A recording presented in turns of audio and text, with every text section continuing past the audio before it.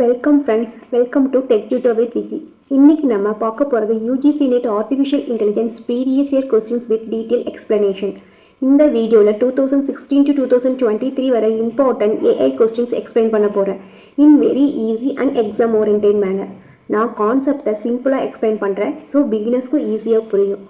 If you are preparing for UGC NET Computer Science, SET exam, TRB or any competitive exam related to artificial intelligence, இந்த video definitely யூஸ்ஃபுல்லாக இருக்கும். So வீடியோவை ஃபுல்லாக பாருங்கள், notes எடுத்துக்கோங்க and finally important exam டிப்ஸும் share பண்ணுறேன்.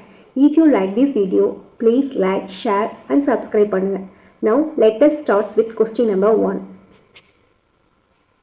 Question number 1. This question was asked in UGC NET December 2019. The question is, which of the following is not an informed search strategy? Options: Option A, breadth first search. Option B, depth first search. Option C, uniform cost search. Option D, A star search. Answer try பண்ணுங்க. நம்ம answer பார்க்கலாம்.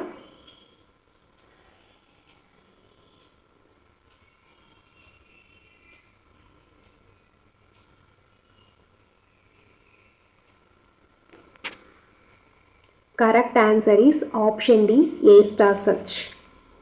இப்போ நம்ம இதுக்கு reason பார்க்கலாம். ஏஐயில் search அல்காரிதமில் mainly 2 types இருக்குது. ஒன்று informed search, இன்னொன்று அன்இன்ஃபார்ம்டு சர்ச்.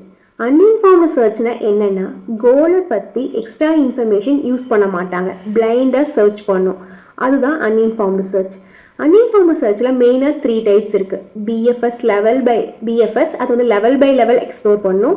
டிஎஃப்எஸ் டெப்த்துக்கு போய் சர்ச் பண்ணும். யூனிஃபார்ம் காஸ்ட் சர்ச் வந்து மினிமம் பாத் காஸ்ட்னோட செலக்ட் பண்ணும். இது மூணுமே அன்இன்ஃபார்ம்டு சர்ச். இது மூணுமே ஹியூரியாசிட்டிக் யூஸ் பண்ணாது. ஸோ இவங்கெல்லாம் அன்இன்ஃபார்ம்டு சர்ச். ஹியூரியாசிட்டிக் அல்காரிதமை யூஸ் பண்ணுனா அதுதான் வந்து நம்ம இன்ஃபார்ம்டு சர்ச்னு சொல்லுவோம். இந்த ஏ ஸ்டார் சர்ச் அல்காரிதம் வந்து ஹியூரிஸ்டிக் ஃபங்க்ஷனை யூஸ் பண்ணும். அதோட ஃபார்முலா என்னன்னு பார்த்தீங்கன்னா, F of N equal to G of N plus H of N. G of N அப்படின்னா actual cost from start node, H of N அப்படின்னா estimated cost to reach goal node. Heuristic use பண்ணுனா கண்டிப்பாக அது வந்து informed search, அது ஏ star algorithm தான். நீங்கள் important exam pointing என்னென்னா, ஹியூரிஸ்டிக் அல்காரிதம் யூஸ் பண்ணுனாவே அது இன்ஃபார்ம்டு சர்ச் தான். ஸோ இங்கே correct option is option D, A star algorithm. Next question பார்க்கலாம். Question number 2. The question was asked in UGC NET December 2018. The question is, in first order logic, which statement correctly represent all humans are mortal? எந்த statement கீழே கொடுத்துருக்கிறதுல எந்த statement வந்து இதுக்கு match ஆகுது, all human R mortal அப்படின்னு சொல்லிட்டு இந்த மாதிரி ஃபர்ஸ்ட் ஆர்டர் லாஜிக்ல இருந்து நிறைய கொஸ்டின்ஸ் கேட்டுகிட்டே இருக்கிறாங்க ஒவ்வொரு இயரும். ஸோ இது கிளீனாக பார்த்துக்கோங்க. ஆன்சர் ட்ரை பண்ணுங்க.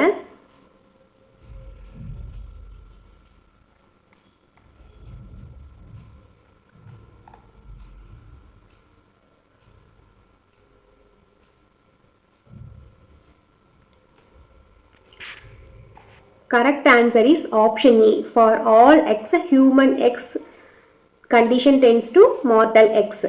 இது எப்படின்னு பார்க்கலாம்.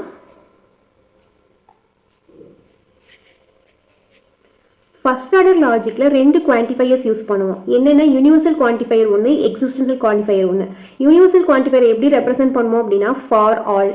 எக்ஸிஸ்டன்ஸ் குவான்டிஃபையர் எப்படி ரெப்ரசென்ட் பண்ணுவோம்னா there exist.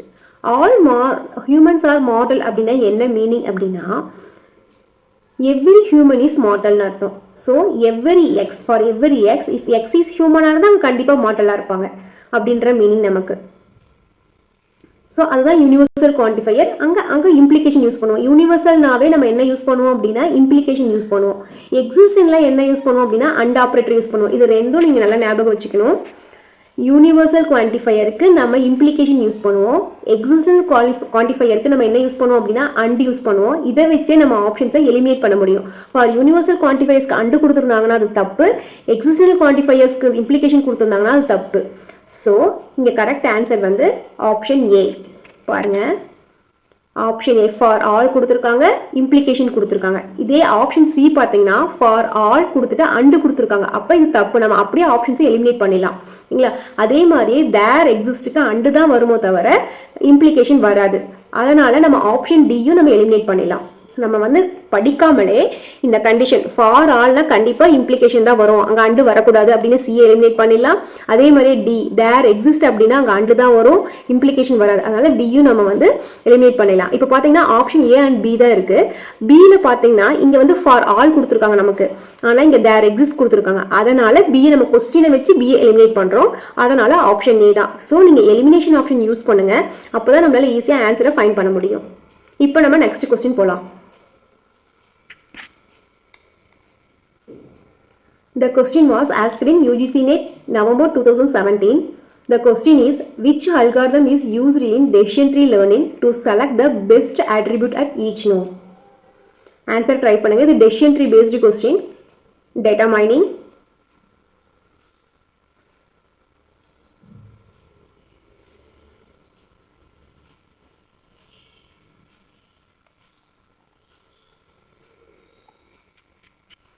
Correct answer is option B, information gain entropy. இப்போ நம்ம explanation பார்க்கலாம். Decision treeல best splitting attribute choose பண்ண information gain தான் யூஸ் பண்ணுவோம்.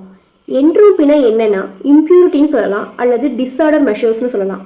என்ட்ரோபி ஃபார்முலா இருக்கு, அதாவது h of x equal to minus summation of p of i into log pi i அப்படின்னு சொல்லுவோம். இந்த ஃபார்முலா எதுக்காக அப்படின்னா நம்ம ஆல்ரெடி பார்த்துருக்கோம், என்ட்ரோபி எதை மெஷர் பண்ணுறதுக்கு, இம்பியூரிட்டி அல்லது டிஸார்டரை மெஷர் பண்ணுறதுக்கு. இப்போ சப்போஸ் ஹச் ஆஃப் எஸோட வேல்யூ வந்து ஹையாக இருந்துச்சு அப்படின்னா டேட்டா மிக்ஸ்டு ரேட் வந்து அதிகமாக இருக்கும். இதே என்ட்ரோபியோட வேல்யூ லோவாக இருந்ததுன்னா டேட்டா பியூராக இருக்கும் அப்படின்னு நம்ம சொல்லலாம். நெக்ஸ்ட் இன்ஃபர்மேஷன் கெயினோட formula entropy of parent minus weighted entropy of children அப்படின்னு நம்ம சொல்லலாம். ஹையஸ்ட் இன்ஃபர்மேஷன் கெயின் கொடுக்குறப்ப ஆட்ரிபியூட் பெஸ்ட்டாக ஸ்ப்ளிட் பண்ணுவோம். அதாவது இன்ஃபர்மேஷன் கெயினோட வேல்யூ ஹையாக இருந்துச்சு அப்படின்னா அட்ரிபியூட் வந்து பெஸ்ட்டாக ஸ்ப்ளிட் ஆகுதுன்னு சொல்லலாம். இங்கே இம்பார்ட்டனாக எக்ஸாமுக்கு நீங்கள் நோட் பண்ண வேண்டியது ID3 அப்படின்னா இன்ஃபர்மேஷன் கெயின்காக யூஸ் பண்ணுவோம். இதெல்லாம் அப்படியே கேட்பாங்க. ID3 மேட்ச்சில் கூட கேட்கலாம். ID3 அப்படின்னா இன்ஃபர்மேஷன் கெயின்க்கு யூஸ் பண்ணுவாங்க. C4.5 வந்து கெயின் ரேஷியோக்காக யூஸ் பண்ணுவாங்க. காட் அப்படின்றது கினி இண்டெக்ஸ்க்காக யூஸ் பண்ணுவாங்க. கிரேடியன்ட் டிசைன் நியூரல் நெட்வொர்க்கு யூஸ் பண்ணுவாங்க. பேக் ப்ரொபகேஷனுக்கு கிரேடியன்ட் டிசைனுக்கு நியூரல் நெட்வொர்க் யூஸ் பண்ணுவாங்க. பேக் ப்ரொபகேஷனுக்கு ANN ட்ரைனிங் யூஸ் பண்ணுவாங்க. ஸோ இங்கே correct answer is option B, information gain based entropy அப்படின்றது தான் கரெக்ட். நெக்ஸ்ட் கொஸ்டின் போகலாம். This question was asked in UGC NET September 2020. The question is, which activation function gives output between 0 and 1 and commonly used in binary classification? 4 options கொடுத்திருக்காங்க. ReLU, TAN, sigmoidal, softmax. இதெல்லாமே activation function தான். நமக்கு என்ன கேட்டிருக்காங்கன்னா எந்த activation function வந்து நமக்கு output வந்து 0 and 1 அந்த ரேஞ்சுக்குள்ளே இருக்கும் அப்படின்னு நம்ம கேட்டிருக்காங்க.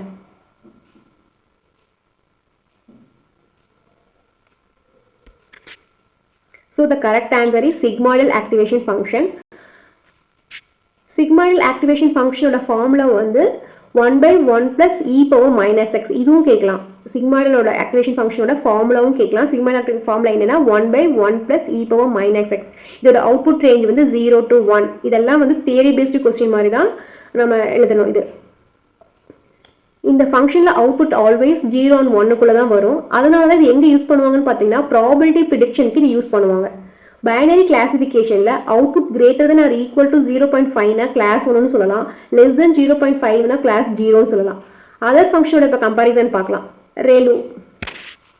ReLU வந்து 0 to infinity வரைக்கும் வரும். அதோட ரேஞ்ச் பாருங்கள் 0 to infinity. மோஸ்ட்லி இது எங்கே யூஸ் பண்ணுவாங்க அப்படின்னா ஹிடன் லேயர்ஸில் யூஸ் பண்ணுவாங்க. நெக்ஸ்ட் TANHோட அவுட்புட் வந்து -1 to +1.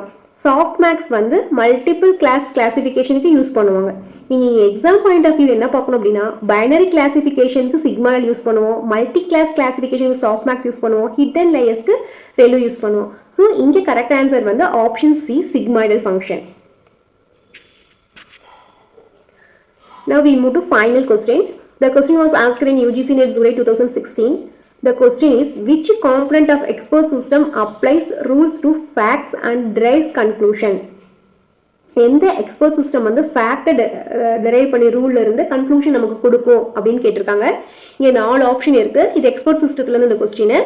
Option A knowledge base, option B interface engine, option C user interface, option D explanation facility.